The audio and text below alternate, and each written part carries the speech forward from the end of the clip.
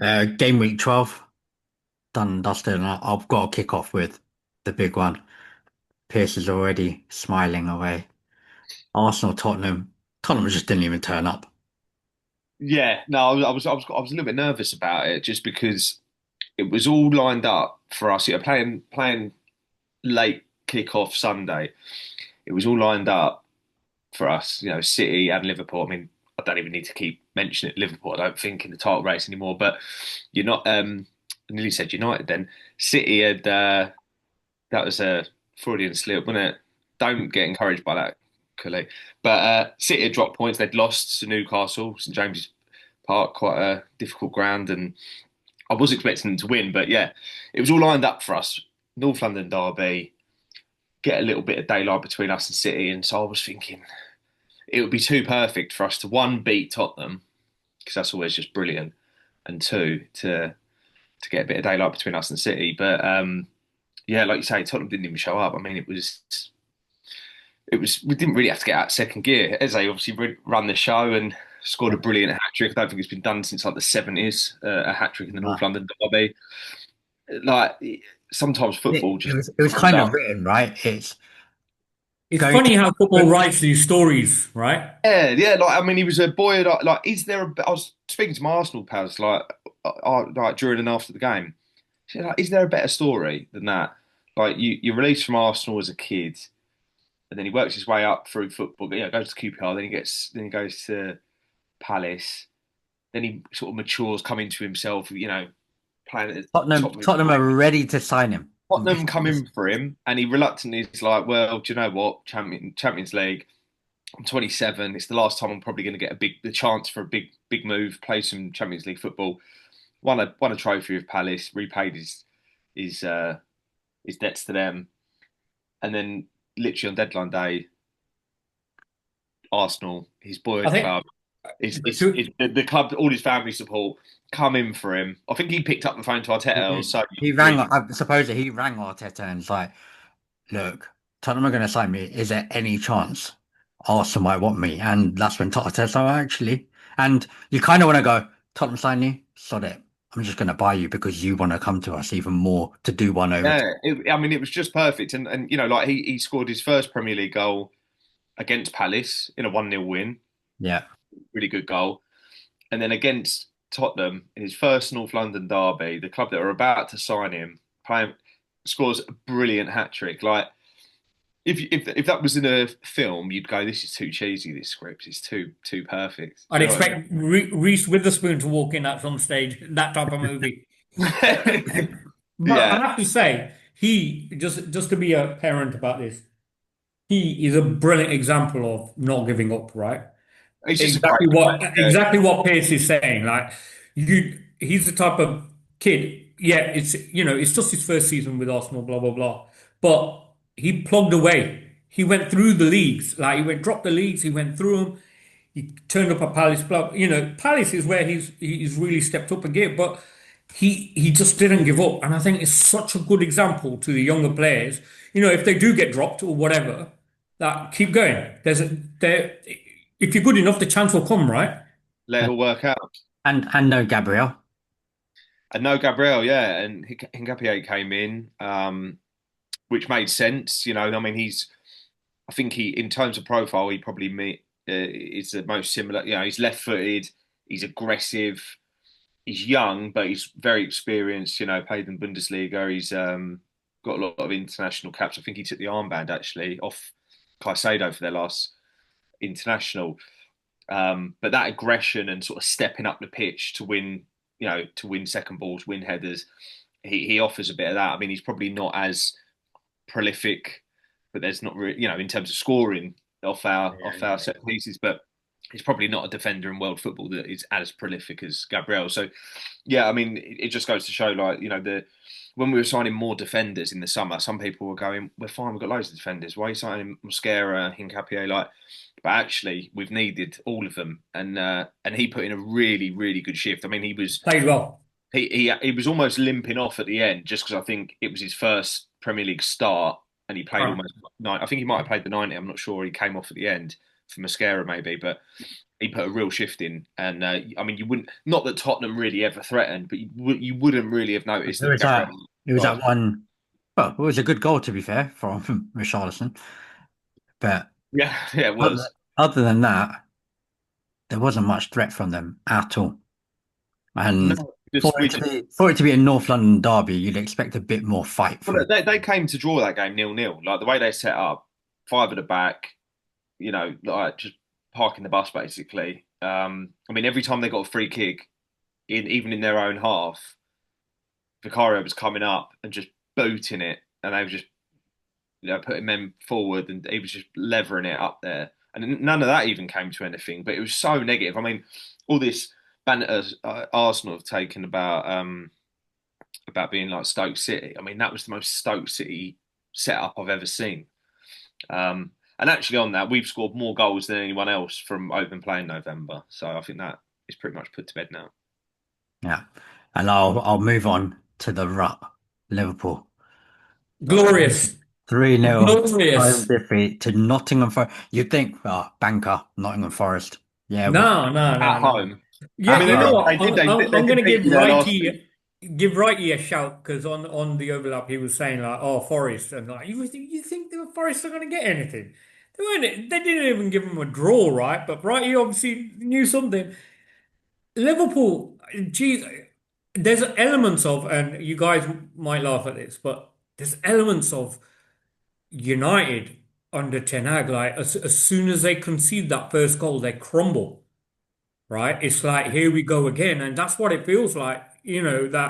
That's what Yeah. they are. Maybe Slot is actually Ten Hag. He's just shaved his beard and looks different. Like you don't. If, if this Comes carries back on up Timber. until I said, even if we lose another couple more games between now and Christmas, you think he'll be there in the new year?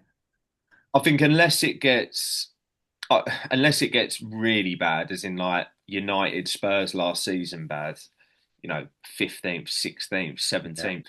I don't think they'll get rid of him. Look, uh, obviously quite a lot's been said about the Jota situation, but I do think that's a hard thing to deal with as a manager, and for the dressing room. There are a lot of good friends of his, Yeah, yeah, you know, of course. that are grieving, and then also bringing in fresh players into that environment, trying to bed them in under those circumstances. So I think, although I don't think you can pin it all on that, the drop off, because I think there are more sort of tangible reasons for it. Like Salah, his output has been next to nothing, and last season he carried you. So I think his legs have gone a little bit. That's, He's a year older. but do He's we nearly need to mix it up 30. and just go, do you know what? Drop Salah. Well, yeah, and but Make a I statement. think Van Dijk as well. Like Yeah. he's not a spring chicken, is he? So Can I just say I don't think this started this season, I think it started last season.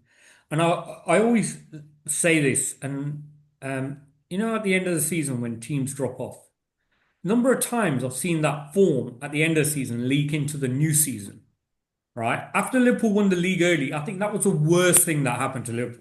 I don't think they Winning the lost a league few early. games after they were confirmed champions, or they were there or thereabouts. Like no, And that form has continued into this season. yeah, I mean it's been worse though, hasn't it? Like I know, like the start of the season they got away with it a few times. I think that form, you're right, bled over because they were just getting by. They were doing enough, a few last minute winners, but I mean something's. I mean it's been capitulation, hasn't it? Something's changed. It's glorious. Yeah, it's Uh, brilliant. I say it's brilliant, but it just means now that the title rivals for Arsenal are City and potentially Chelsea, which well, you say that. isn't City. I don't. I'd rather be battling it out with Liverpool, to be honest. But because City, there's just I don't know, it's trauma. It's PTSD from previous seasons. But for some reason, just Well, if watching them United win pop it this, about and just knowing they're going to win 4-0 every week. I mean, it's not playing out like that at the moment, and hopefully it doesn't. But if you get to City the have lost four big games this season, right? Four yeah, games. In 12, they've lost one every three games. Yeah. That's incredible. I mean, let's not forget City's form that big spell, City's form last year, but then they went on an yeah, incredible yeah, run. they clawed it right back, didn't they? So if And they're you within expect them to do touching that. distance, they're more than capable of putting that run together again. And I guess that's what you're talking about, right? That Yeah, they remain just there or thereabouts. I think if they, I mean, what I'm hoping is that they lose maybe one more. I mean, they lose as many as physically possible between now and Christmas. But if they lose one or two more, because there's a lot of games in December before the turn of the new year. I mean, does a team that has lost 5 or 6 games before Christmas win the league? Not typically, not. Right. You know, Right. Uh, yeah, no, they just don't. So I don't know. I mean, if it gets to that point and they lose maybe another couple of games between now and the new year, and we manage to Chel- keep it up, then Chelsea are I'd hope sneaking in there. Second place, just up and down, but they are, but they just don't look like you don't watch Chelsea. If you watch a lot of Chelsea, and admittedly I don't, but I have watched a fair few games this season. Like I've watched games where I've gone, wow, they look pretty slick and cohesive, and it's they look well drilled and well coached. But then you see other games, and they look like one of the younger squads in the league at times. I A think little bit naive, and they give up chances, and it gets a little bit basketball match. So, I mean, to me, I don't think they look like a team that are capable of winning the league. But I mean, could be wrong. I mean, Piers, let's be honest, this year it is about Arsenal. And I think for the first year in a number of years, if at all, it's it's got nothing to do with what anybody else does. You guys have got the capability Yeah, now to win it. So I know the you're squads. saying Yeah, about City to make yeah, your but it all life comes easy, down to that transfer but window. It was a good transfer window for them smashed it. in some, Smashed it. Addressed all the gaps, right?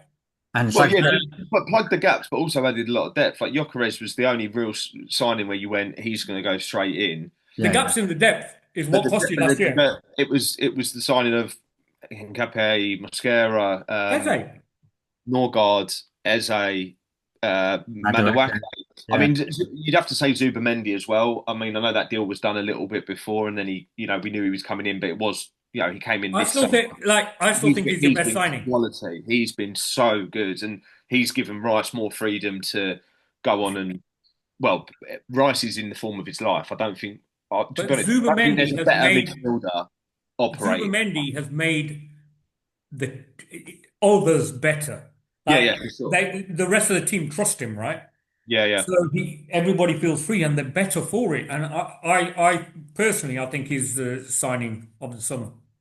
You yeah, know, definitely. I second to mean, Mbumo, but yeah, yeah. No. almost a I'm bit of gonna move on to Man United. 10 men Everton, still can't do it. Mate, like honestly, I literally sent my cousin a message saying, "Oh yeah, the results the way they went, blah blah blah, it's perfectly set up." And then they had a player sent off. I'm like, "Oh, this is textbook United. Lose this."